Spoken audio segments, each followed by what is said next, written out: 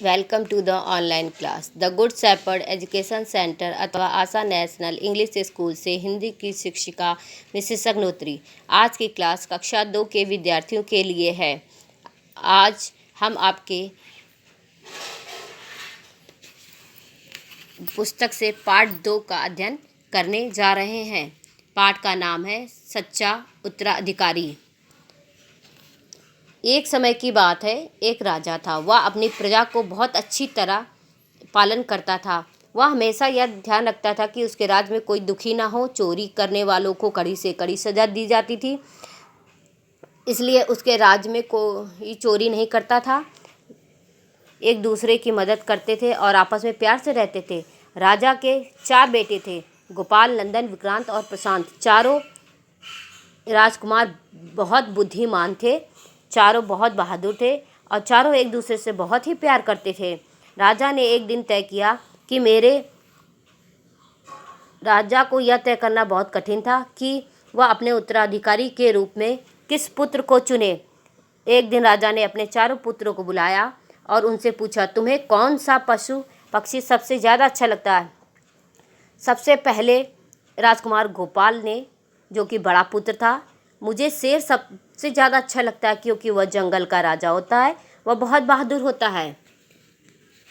राजा के दूसरे पुत्र नंदन ने कहा, मुझे सबसे अच्छी मधुमक्खी लगती है क्योंकि छोटी सी मधुमक्खी फूलों से रस जमा करके इतनी मेहनत से शहद इकट्ठा करती है। शहद जैसी चीज़ हम भी नहीं बना सकते। राजा के तीसरे राजकुमार यानी कि विक्रांत से पूछा तो उसने, महाराज, मुझे तो पक्षियों में सबसे अच्छा बाज लगता है। वह बहुत ऊंचाई पर उड़ता है। वह वहीं से अपने शिकार को देखकर उसे फुर्ती से पकड़ लेता है। अंत में सबसे छोटे राजकुमार प्रशांत की बारी आई। प्रशांत अपने नाम के अनुरूप बहुत ही शांत स्वभाव का था। उसने कहा, मेरे विचार से जानवरों में गाय सबसे अच्छी होती है। गाय अपने दूध से सब लोगों का पालन करती है। वह माँ जैसी होती है। गाय किसी दूसरे जानवर को भी नहीं मारकर खाती। राजा ने सब राजकुमारों के उत्तर सुने और अपने मंत्रियों के साथ सलाह ली। सब ने प्रशांत को ही प्रजा का पालन करने वाला राजा घोषित किया। राजा ने प्रशांत को युवराज बनाने का फैसला किया। प्रशांत को जब मालूम पड़ा कि पिताजी उसे राजा बना रहे हैं तो उसने अपने पिताजी से कहा, पिताजी, मैं आपकी हर आज्ञा मानने के लिए तैयार हूँ, लेकिन बड़े भाई के होते हुए मैं राजा नहीं बन सकता, यह उचित नहीं है। राजा ने यह बात बड़े राजकुमार गोपाल को बताई। चूँकि चारों भाई एक दूसरे से बहुत प्रेम करते थे, इसलिए गोपाल ने कहा, मेरा भाई प्रशांत सब तरह से राजा बनने के योग्य है। वह मुझे सबसे प्यारा है। प्रशांत राजा बने, इससे मुझे कोई दुख नहीं।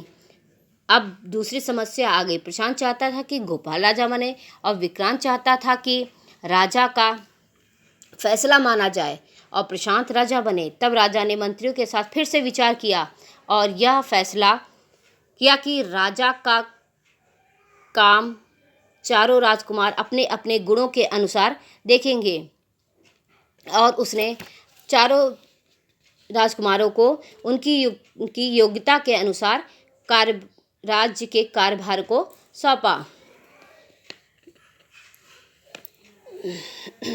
गोपाल शहद जमा करने वाली मधुमक्खी को पसंद करने वाले नंदन को राज्य का कोषाध्यक्ष बनाया गया।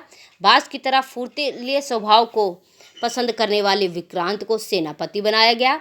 शेर की तरह बहादुर राजकुमार गोपाल को पूरे राज्य की रक्षा का काम सौंपा गया।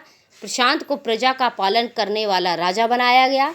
इस फैसले से सब खुश हो गए और चारों भाई अपने अपने गुणों के अनुसार राज्य की सेवा करने लगे।